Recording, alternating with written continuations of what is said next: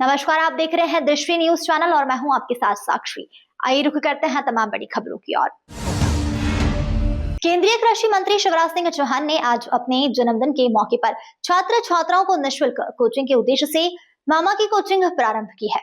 गुरुवार दोपहर 2 बजे रविंद्रनाथ टैगोर ऑडिटोरियम में आयोजित कार्यक्रम के दौरान उन्होंने इसकी शुरुआत की। इस दौरान शमशाबाद विधायक सूर्य प्रकाश मीणा, कुरवाई विधायक हरि सिंह सप्रे, सांची विधायक प्रभुराम चौधरी के साथ भाजपा के तमाम पदाधिकारी कार्यकर्ता मौजूद रहे। साथ ही बड़ी संख्या में छात्र छात्राएं भी कार्यक्रम में शामिल रही।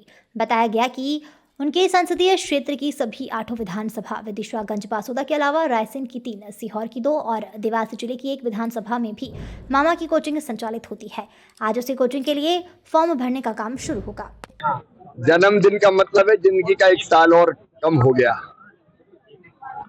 तो बचा हुआ जीवन और कैसे उद्देश्यपूर्ण जिए हम, ये संकल्प मन में पैदा होता है। जनप्रतिनिधि होने के नाते एक काम तो सड़क, पुल, पुलिया, स्कूल, अस्पताल निर्माण के काम होता है, लेकिन दूसरा होता है लोगों की जिंदगी बदलने की कोशिश करना, उनके जीवन में आनंद और खुशियां कैसे लाएं इसके प्रयत्न करना। मैं मानता हूं कि जीवन का एक महत्वपूर्ण तत्व है प्रेम।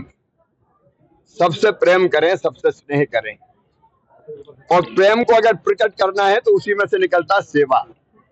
तो प्रेम और सेवा ये 2 जीवन के मूल है, ये मैं मानता हूं। और इसलिए बाकी सब कामों के साथ अगर हम में से हर एक सेवा से भी अपने आप को जोड़ ले, लोगों की सेवा वही भगवान की पूजा है, तो जीवन सफल, सार्थक और धन्य हो जाएगा। और इसी भाव से बाकी कामों के साथ कुछ चीजें मन में आई कि प्रारंभ की जाए। उसमें से एक कोचिंग क्लास बच्चों को निःशुल्क चले, जिसमें वो बच्चे जो कोचिंग का भारी खर्चा नहीं दे सकते वो निःशुल्क कोचिंग, अच्छी कोचिंग प्राप्त कर सकें। और एडमिशन सीमित होंगे तो एक ऑनलाइन भी विकल्प रखें, ताकि बाकी बच्चे भी जो चाहें उनको ये विकल्प मिले कि ऑनलाइन भी वो कोचिंग कर ले।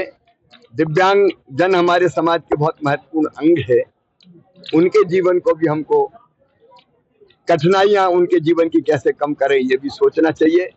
इसलिए मन में ये संकल्प जगा के जो दिव्यांग है, मतलब चल फिर नहीं सकते ऐसे दिव्यांग, उनको अब वो हाथ से चलाने वाली साइकिल में तो बहुत कठिनाई होती है। गांव में ही अगर ऊंचे नीचे रास्ता तो कहां से चलाए, तो एक बैटरी से चलने वाली मोटराइज साइकिल भेंट की जाए। आज भी मैं बीच बीच में करता रहा हूं, आज भी करेंगे। वो पर्यावरण को बचाने का महायज्ञ चल ही रहा है। एक अपने बच्चों को प्रोत्साहित करना चाहिए कि प्रतिस्पर्धा अगर बच्चों में रहेगी तो और अच्छा पढ़ने की कोशिश करेंगे।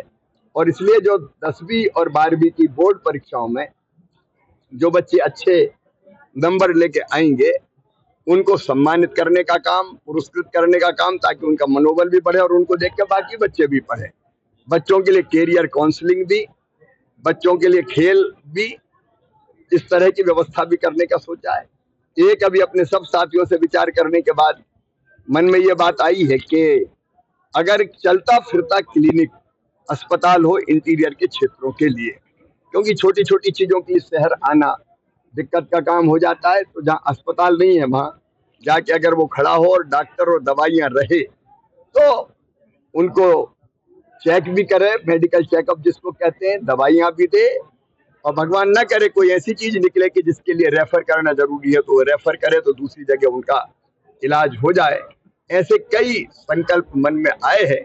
उनमें से आज एक कोचिंग वाला यहाँ से आवेदन लेने का प्रारंभ कर रहे हैं। यहाँ भी, रायसेन में भी, भैरुंडा में भी अभी 3 जगह सोचा है। प्रारंभ विदिशा से करेंगे।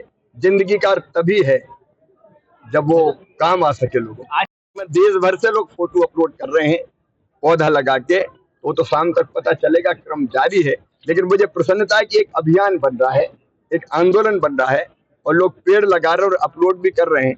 तो एक बड़ी सेवा धरती माँ की हो रही, क्योंकि मैं मानता हूं कि जैसे दिव्यांग जन की सेवा में तो दिव्यांग का ही भला होगा, लेकिन पेड़ लगाने में सबका भला होगा, दुनिया का भला। फिलहाल खबरों में इतना ही। तमाम खबरों के लिए बने रहिए हमारे साथ।